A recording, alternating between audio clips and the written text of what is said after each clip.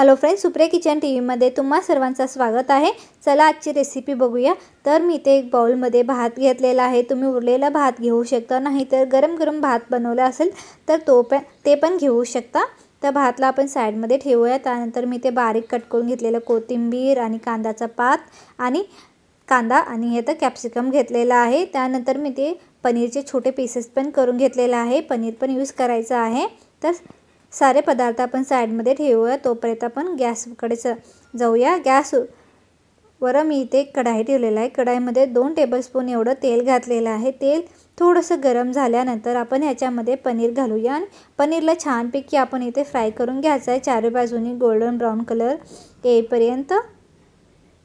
तर बघू शकता मी इथे असे प्रकारे पलटते हुए अच्छे से फ्राय करून घेते ह्याला छानपैकी। गोल्डन ब्राउन कलर आपले पनीर फ्राय झालेला आहे, तुम्ही बघू शकता इथे। तर पनीर फ्राय झाल्यानंतर पनीरला आपण इथे साइडमध्ये काढून घेऊया एक प्लेटमध्ये। तुम्हाला थोडंसं पनीर मसालेदार पाहिजे असेल तर तुम्ही पनीर फ्राय करताना थोडंसं लाल मिरची पावडर, हल्दी वगैरे घालू शकता, हळद वगैरे।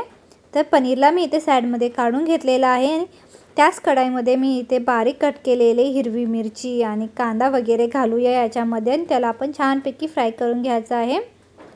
तर मी इथे कांद्याचं पात पण घेतलेला आहे। तर एकदम बारीक कट करायचं आहे कांद्याला।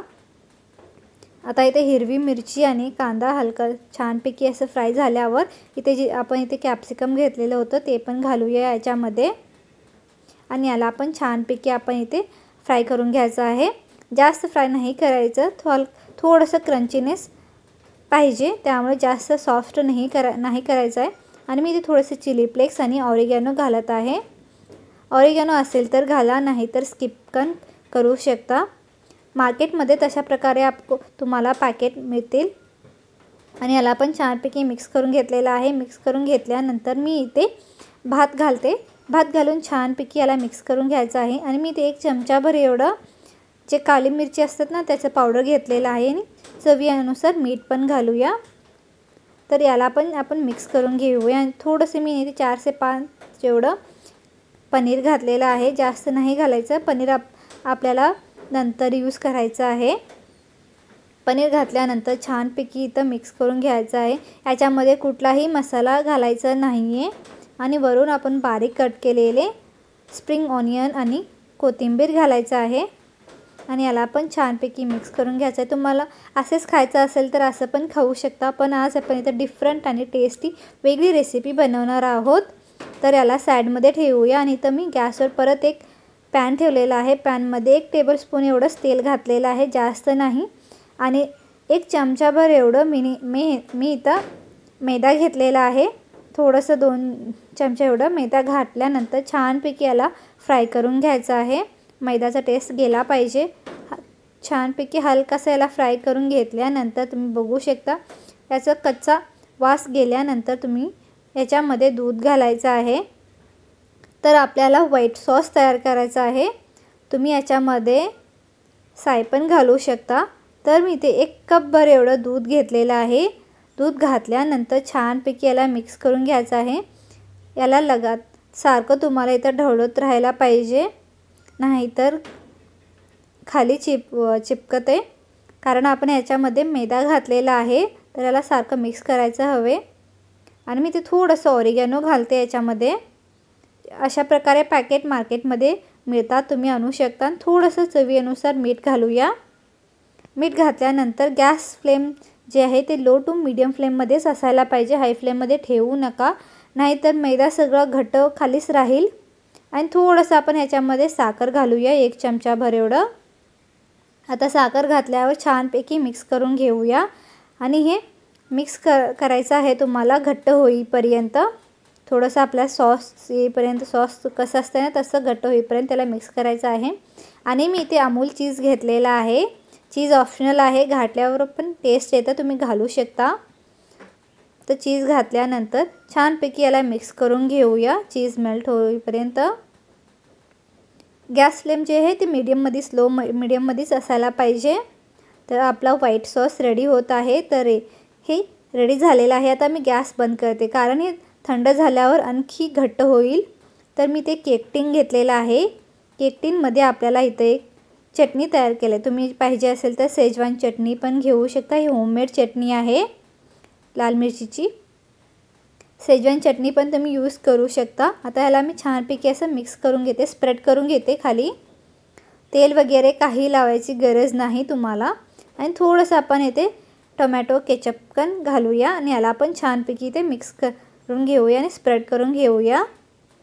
खूप म्हणजे खूप टेस्टी रेसिपी आहे। तुम्ही याला राईस केक पण बनवू शकता।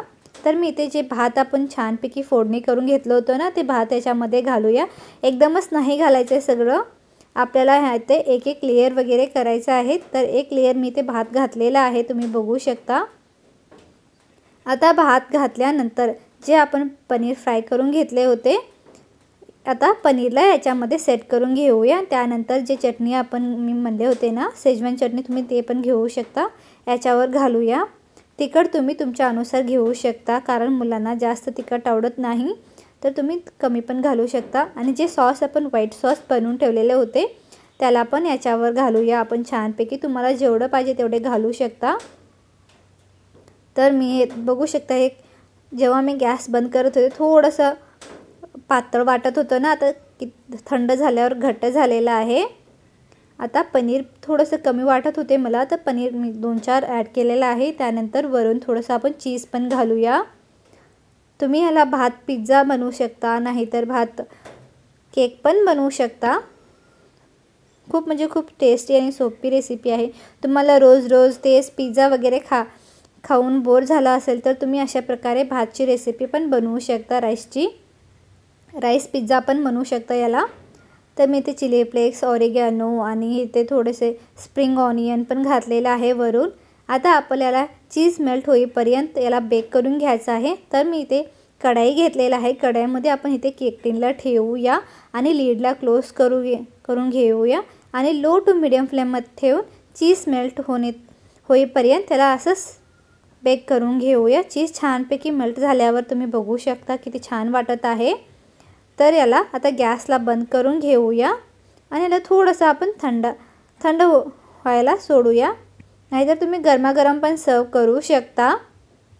गरमागरम खायला पण मजा येते। तर हे थोडंसं थंड झालेलं आहे। थंड झाल्यानंतर याला मी एक प्लेटमध्ये काढून घेते। खूप छान वाटत आहे आणि टेस्टी पण आहे, हेल्दी पण आहे, मुलांना पण आवडेल। तुम्ही अशा प्रकारे, मुलं भात वगैरे खात नसेल तर तुम्ही त्यांना अशा प्रकारे बनवून देऊ शकता। तुम्ही याला ब्रेकफास्टमध्ये बनवू शकता, लंचमध्ये बनवू शकता, डिनरमध्ये पण बनवू शकता।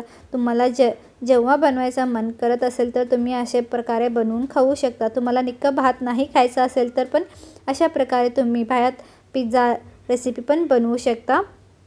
आय होप व्हिडिओ आवडला असेल तर लाईक करा, शेअर करा आणि आमच्या चॅनलला आतापर्यंत सबस्क्राईब नाही केला तर सबस्क्राईब करून